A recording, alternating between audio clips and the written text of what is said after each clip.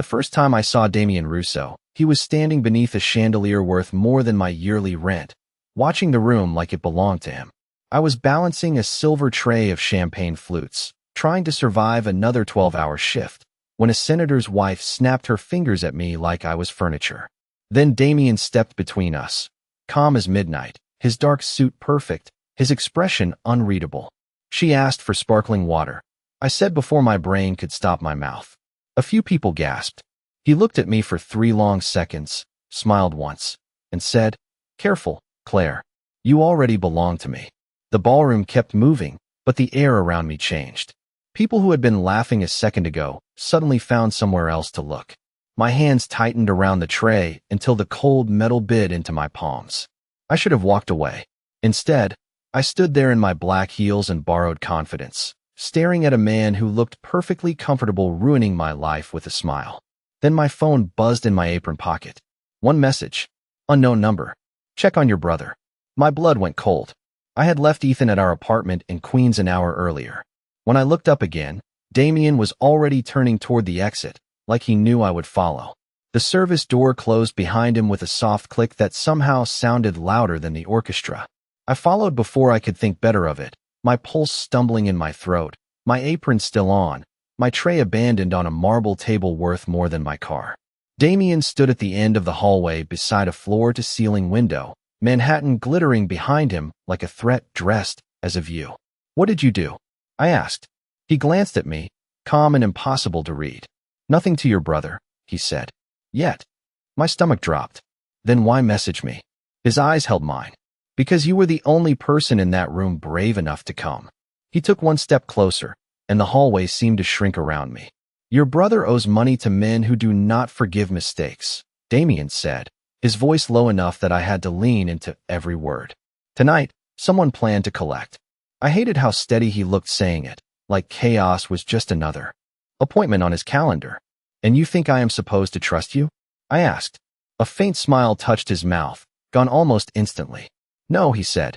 "I think you are supposed to understand that I am the only reason Ethan is still sleeping in his own bed."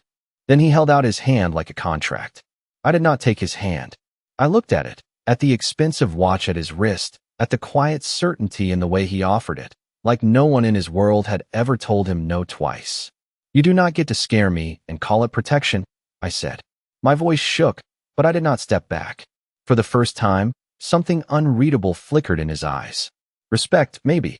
Or interest. "No," Damien said softly, lowering his hand. "I call it timing."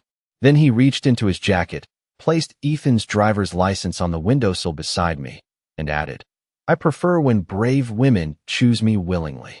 My fingers closed around Ethan's license before I could stop them. The plastic was warm, like it had not been out of someone's hand for long, and that terrified me more than his threats. "How long have you been watching us?" I asked. Damien adjusted his cufflinks with maddening calm, then looked at me like the answer should have been obvious. "Long enough to know you pay your brother's bills, skip dinner twice a week, and pretend exhaustion is ambition." Heat rushed to my face. "That is not concern. That is surveillance." His gaze softened for one dangerous second.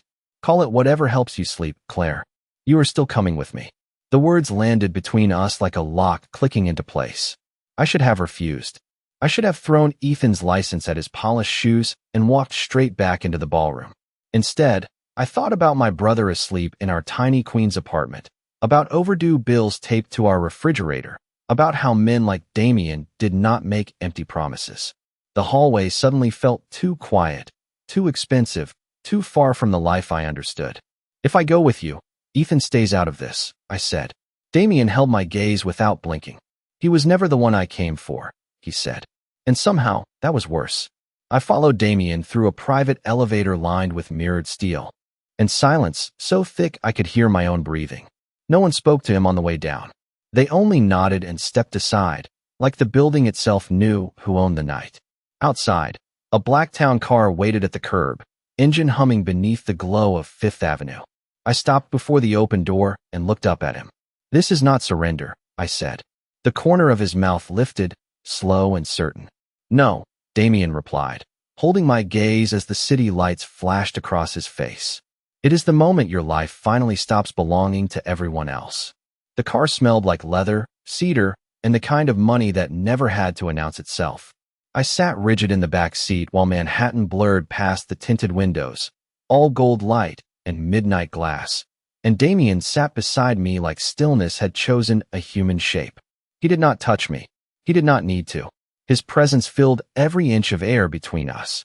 When my phone lit up with a text from Ethan saying he was home and safe, I finally exhaled. Damien noticed. Of course he did. Get some rest, Claire, he said quietly. Tomorrow, you learn what it means to be under my protection. In this dark romance, a fearless waitress challenges a powerful stranger at an elite Manhattan gala and instantly steps into a world ruled by control, secrets, and dangerous protection. What begins as one public act of defiance quickly becomes a private battle of will, as the waitress discovers that the man watching her already knows her family, her struggles, and the one weakness she would do anything to protect. This dark romance follows the tension between pride and surrender, fear and fascination, as the powerful stranger offers safety at a price only he can define. With luxury, suspense, emotional intensity, and a heroine who refuses to break, this dark romance delivers magnetic chemistry without losing its grounded emotional core. Fans of possessive heroes, high stakes, and cinematic storytelling will find everything they love in this dark romance, where every glance matters, every choice has consequences, and dark romance becomes the language of power, loyalty, and fate. Character 1. White American woman, age 24, frontal view, elegant black waitress uniform, subtle makeup, light brown hair in a neat ponytail, green eyes, tired yet brave expression, realistic cinematic. Lighting, Manhattan gala atmosphere, no cartoon, no CGI, no illustration. Character 2. White American man, age 32, frontal view, tailored black suit, crisp white shirt, dark hair swept back, pale blue eyes, sharp jawline, dominant expression, realistic cinematic lighting, gala mood. No cartoon, no CGI, no illustration. 5. A cinematic interior of a black luxury town car moving through Manhattan after midnight, emotionally charged and intimate without romance poses, seen like a realistic movie frame. Character 1 sits rigidly in the back seat, a white American woman in her mid-20s, still wearing her black waitress uniform, frontal three-quarter angle, green eyes lowered to a glowing phone screen that confirms her brother is safe. Expression caught between relief, distrust, and exhaustion, hands tense in her lap, posture guarded. Character 2 sits beside her, but not touching her, a white American man in his early 30s, tailored black suit, dark hair swept back, pale blue eyes watching her with calm, contained intensity, his presence filling the space through stillness alone.